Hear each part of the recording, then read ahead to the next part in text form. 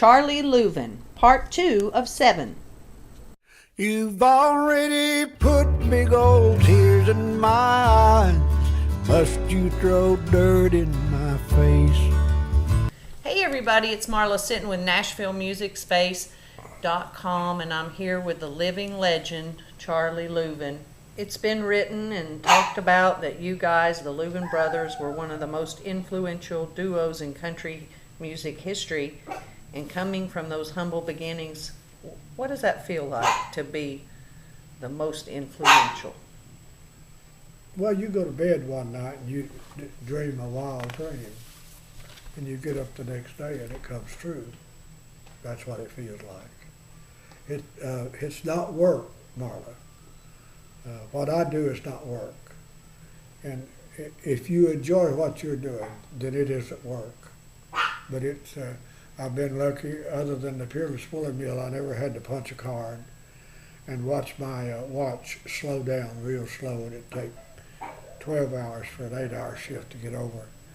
And I'm especially thankful that I can make a living doing what I love.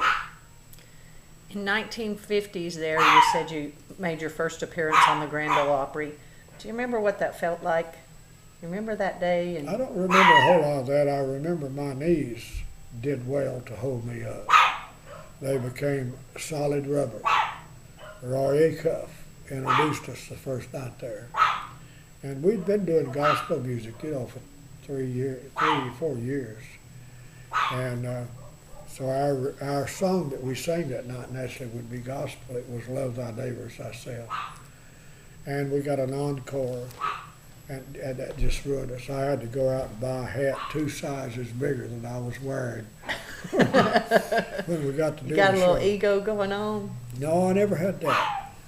I never think of myself as good, but I just do the best I can. Your best today might not be as good as your best tomorrow. And that's the way it is with someone who sings or plays. You can do your best, but it might not be as good as it was yesterday. And it's all in here. It's the way you feel of yourself. And but if you're proud of yourself, it shows, and people will appreciate you more. Now, a few years after that, in 1955, you guys became members of the Grand Ole Opry. Very true. And do you remember what that was like? Was that a different feeling than the first show, or did you feel accepted at that point? Was that the moment of acceptance? I think that Mr. Acuff made us feel at home. He gave us a introduction that we really had to work to come up to. It's bad when people introduce you and tell how great you are and you go out and flop. But we were lucky that people accepted us that night, and it was a dream come true. And we only stayed a duet from 1955 till August of 1963. Right. So it was like a fraction over 8 years. Right. But it changed his life, and it changed mine. And, Now, during that time, you guys had 20 chart-making records, and the first time you really had your song on the charts, were you just jumping for joy and overwhelmed by it? yeah, you wanted to just walk to all the radio stations all over the United States and thank them in person, which would be impossible, but that's the way we felt. We felt that the DJs, at that time we felt that the DJs had done all this for us, and that would be omitting the fan. And that's something that no artist should ever do, is to forget who put you where you are, who is making a living for you. It's the fans that's doing it. And I won't ever forget that. Of course, prior to our going to the Opry, Harry and I won 18 awards singing gospel music. We had every award that they had to offer. They never called us a duo. They called us a small vocal group. So that's what they you know, it would go up to 3 or 4. It would be a small vocal group, but we still won the awards and did quite well. Now, in 1963, you guys no longer were a duo, and then in 1965, your brother Ira was tragically killed in a car accident. And that was a life-changing time for you, wasn't it? Well, yes, I'd already, I remained with the Capitol Record people. He said that he was going to get out. He preached that lots of times. When this trip's over, I'm finished. I'm not going out anymore. So Betty and I never knew where to just buy maybe $10 worth of groceries because we might have to move next week. But then finally on August the 18th, I told him, I said, I've heard this 1,000 times, and it's true. This will be the last show we work together. The money was down.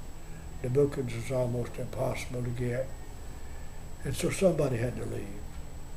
And I'll be the heel, if that's the way they think of me as. Well, I don't believe that's the case. That somebody had to leave because the Luvin brothers was going downhill. Now, you continued your solo career and you kept performing on the Opry. And how was it when you first became a solo act? Was that a hard transition? Well, history tells you that you could count on that hand right there the people that were part of a trio or part of a quartet or part of a duo and broke up, that neither of them would ever amount to, as the old saying goes, a hill of beans. And so I felt myself very lucky when a Bill Anderson song, I Don't Love You Anymore, became a hit. It didn't make #1. I think it went to 3 or 4. And later I recorded other Bill Anderson songs and Ed Bruce songs and Dallas Frazier songs, Curly Putman songs, Harlan Howard songs. I recorded what I thought was the best song that I could find. And I didn't care who wrote it. I hope I didn't have any, but if my worst enemy would write a song better than anything I had, I would be glad to record it. It all begins with a song, doesn't it? That's where the careers are made. A hit song, don't care who sings it. That's right. And once in a while those hit songs come along. They're certainly not all hit songs. They're good songs. But a hit song, don't care who sings it. I think the lady that recorded the Harper Valley PTA proved that. The girl that recorded Tallahatchie Bridge never had another record their whole life, and but she had that one hit.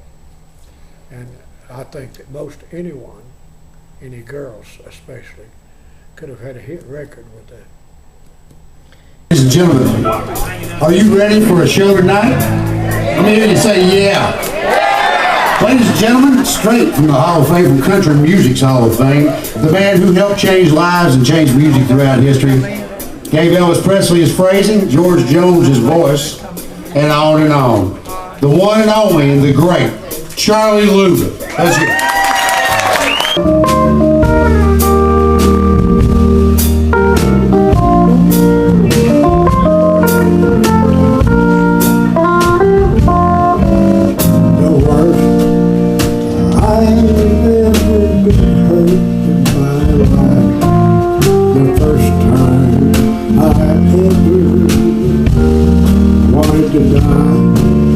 Was the night when you told me you loved someone else, and asked me if I could forget.